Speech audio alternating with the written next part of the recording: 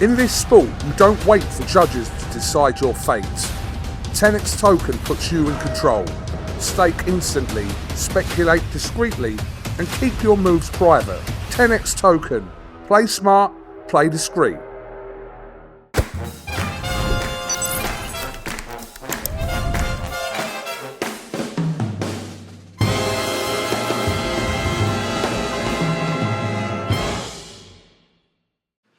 This is Colin McGuigan for IFLTV. Delighted to be joined by Jordan Thompson in Orlando, Florida. Jordan, you just said it's your first time in Orlando. Thoughts so far? Yeah, man, listen, it's all right. I'm not really gone outside of the resort yet, but, weather's nice, people are nice. Grateful to be here, man. I want to start by talking to you about the aftermath of the Opetaia defeat. Obviously, it's been a long time out of the ring for yourself. I spoke to Eddie today about that, and he'd said he kind of always knew that you were tight at the weight. It was kind of a point where he believed you should have been fighting at heavyweight.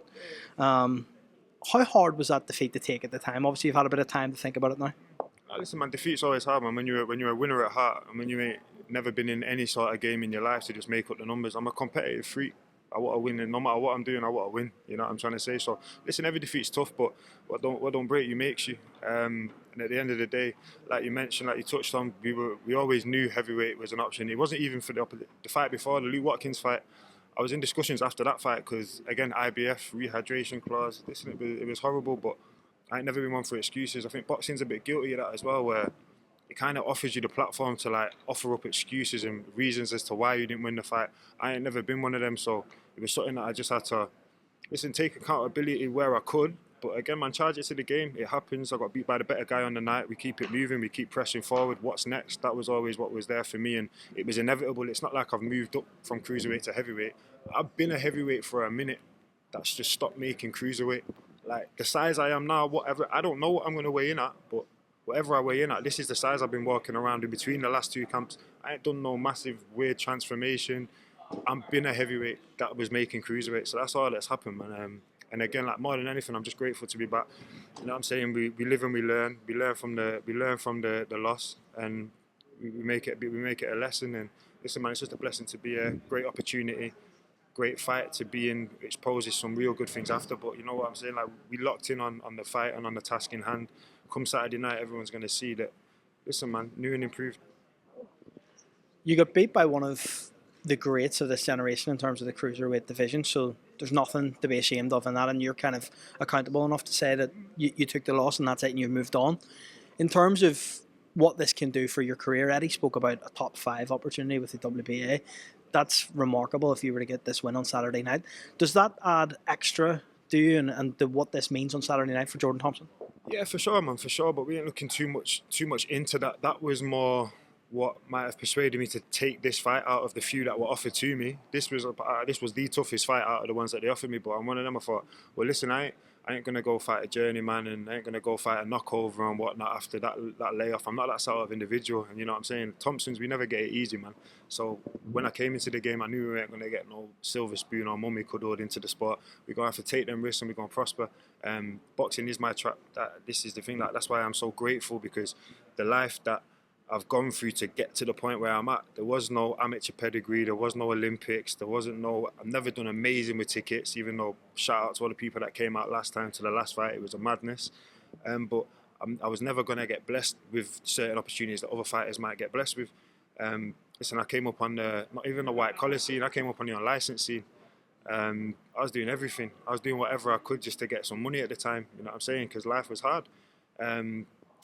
And I was playing tennis not long ago. In my white shorts and my white socks, shouting juice and 15 all. And then fast forward, bro, man's fighting for a world title. Like, I'm blessed, I'm grateful. And again, majority of it, listen, it's God-given. I don't know if you know a lot about my mum and dad, but they were both world karate champions. Dad 5 times, mum 1 time. It's in my DNA, man. It's in my DNA, and there's a lot of hard work, there's a lot of grit. There's a lot of determination, and then more than anything, what I've learned in the past 2 years, resilience. More than anything, resilience. And again, possibly even them above all, pain, man. The amount of pain that I've gone through, the amount of pain that drives me. You're gonna see on Saturday night, man. It's gonna be special. When you talk about those last 2 years, I think for any fighter, that layoff, was that the toughest period of your life? These last 2 years? By far. I'd say especially early on, because boxing's one of them sports, man. It moves on. It's so forgetful, so quick.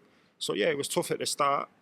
But listen, I'm very blessed in the sense that I've got some real good people around me, an amazing family, amazing friends, and amazing people that still stuck by me and supported me after that situation.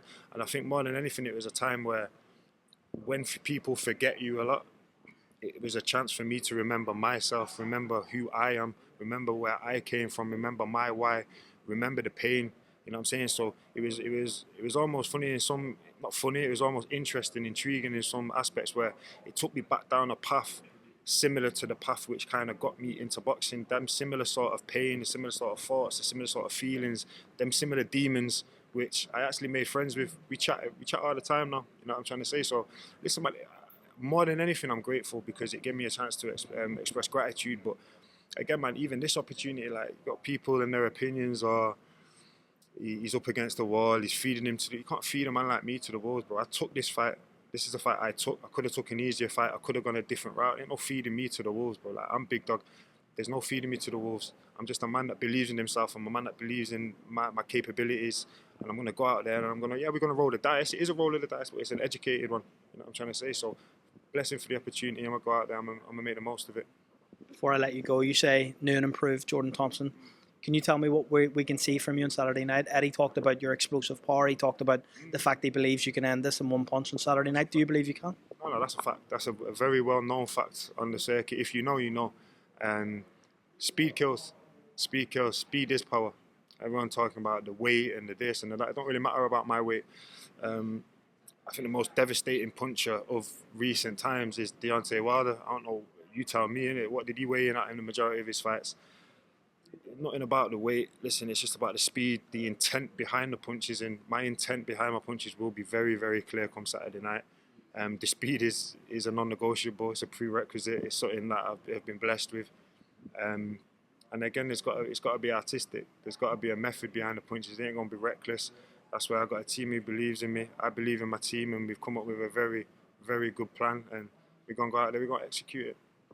Well, Jordan, I appreciate your time. Look forward to speaking to you on Saturday night when we see that hand raised, and look forward to a conversation after. Appreciate it. Thank you, bro. Thank you.